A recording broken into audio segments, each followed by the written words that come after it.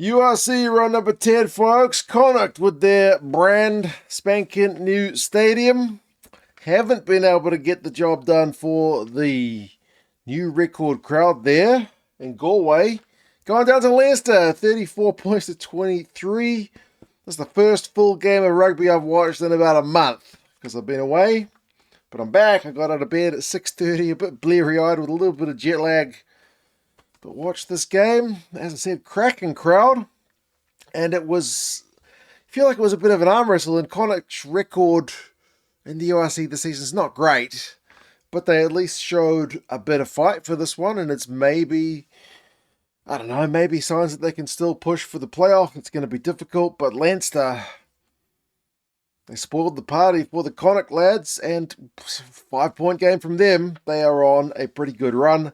We'll go through some of the key events and the stats, and you guys can let us know your thoughts. First half was a little bit, it was arm wrestling. I wouldn't say there was enough, kind of flow to the game in the first half. There was a fair bit of knock-ons, scrums, Connacht's line-out struggled. There was a try each way in the first half, and the scrum penalties were kind of going each way. Connacht winning scrum penalty early meant they had a chance down Leinster's end, but they lost their line-out. I feel like there's a few of those chances this game for Connacht where, against Leinster, you probably need to take, I don't want to say all your chances, but you need to take the vast majority. That they missed out early, and Leinster, when they had a chance, no such mistake. Close range, Fint and gun, snipe after a couple of other lads that had cracks from a 5-metre tap, 7 points to nil Leinster. But to be fair, Connacht did bounce back. I mean, Leinster guilty of a mistake of their own, like mucking up on the restart, not able to secure the ball and get a clean exit. Connacht were able to get one through Tierney Martin. Another kind of close range one. So neither of those tries is going to be the highlight try of the year kind of candidate. They were both, this is a midwinter Irish Inter-Pro arm wrestle game kind of try, but it was 7 points apiece. And maybe the worst news of the first half is Jack Boyle going off for Leinster. That's worrying. On like 19 minutes, didn't look well. We'll see how his kind of diagnosis goes after the game. But with the Six Nations on the horizon, that's kind of not ideal news for Leinster or for Ireland. The rest of the first half is essentially a bit of a penalty exchange. Connacht took the lead with a 3-pointer, with Leinster conceding a penalty on defence, but managed to get one straight back through their scrum. So 7 points to 10, and then 10 points apiece, and then it was 13-10 with Leinster going in front, and then Gilbert got one back. So the penalty exchange went both ways. We go into the sheds with the game tied up 13 points apiece. The possession is 50-50, but Leinster have dominated the territory 60-40 and had a few more run meters, 105 to 68, which is pretty low. That's why I say like the first half wasn't exactly, wasn't mad kind of running crazy rugby, but as I said, the conditions, slippery ball, middle of winter, kind of makes sense. I'd love to say it's that much better down here in New Zealand right now, but it's been piddling down in the middle of summer, which is not ideal either. But I mean, the Connacht defensive shit has been pretty good, 90%. 90%. Leinster's not bad, 85. Their blitz means they are going to miss a few more, but yeah, both sides showing a bit of a defensive set in the first half, just allowing the one try each. Second half, we do finally get another try. It takes until 48 minutes, and it's like a good bit of repeated pressure from Connacht, but it did take like the second or third attempt to kind of get the try. They'd had a couple of close range attempts. They've been held up. And then Harry West managed to get one with some sweet hands and broken tackles, which had not been easy to do for Connacht against Leinster in this game. But maybe that kind of stuff we didn't necessarily see in the first half. We saw a bit of a sprinkling of it here. It was Tracy with the kind of pop ball for the try assist.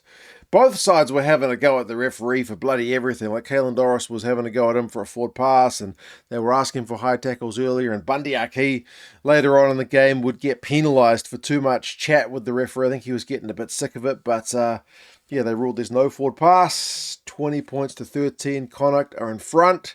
And then they had to hold. They kind of awakened the beast, you feel like, a little bit.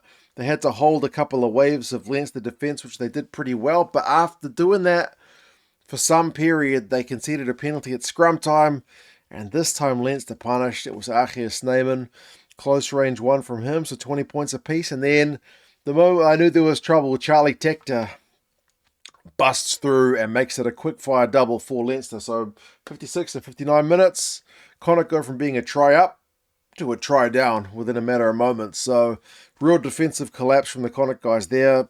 Got to give Tector a bit of credit for busting those tackles, getting the clean break and getting the try, but Connacht on review they'll not be happy with that, especially after they had done so well to hold Leinster out. As I said, for those previous sets of phases, to concede two so quickly is pretty disheartening. They did manage to get themselves a penalty, which I don't know that was the right call. It's easy for me to say in hindsight, but I would have been chasing the try to at least get the scores back level. But they got a penalty to get, 27-23, as Leinster had conceded a couple, but Leinster replied with a try, and as soon as that came, I knew that was game over. Kieran Frawley, again, some pretty sweet hands. It's the bonus point, and it is the game. 34 points to 23, which is the final scoring. Leinster are able to bring on guys like Luke McGrath, and some of the other veterans are able to just kind of see the game out for Leinster. But I think they're pretty deserved winners. Line breaks is 5-1 to Leinster. The possession and territory stats are kind of relatively even. The tackle stats are dead even. But the line out, 94% from Leinster. Connacht at 79, which is a pretty key area to be struggling with. It certainly cost them a bit of that kind of territorial position they would have liked. Sean Jansen in the loose for Connacht. He leads their tackle, carry, and turnover count for Connacht. The guy was a man possessed, but in a losing effort. James Lowe had a bunch of carries for Leinster. Tector, as I said, try and busted a couple of lines, and then Caelan Doris leading the way on the tackle count for Leinster with 21. But yeah, there you go. Leinster v Connacht. It's great to see the stand open, because with it almost finished but dead empty, I would see comments on the URC highlights videos. Why is nobody in the stand? Because it wasn't bloody open. Now it's open, cracking crowd. Shame for the Connacht fans they couldn't get the win, but Leinster are on quite a run. They don't even get a losing bonus point out of this one, which is a shame given the effort they put in. But hey, Leinster, their run goes on. Back to watching rugby. Hooray! Hope you guys were good. Take care of yourselves. And subscribe if you haven't done so. I'm back watching some rugby. You guys take care. I'll talk to you guys again soon. See you later.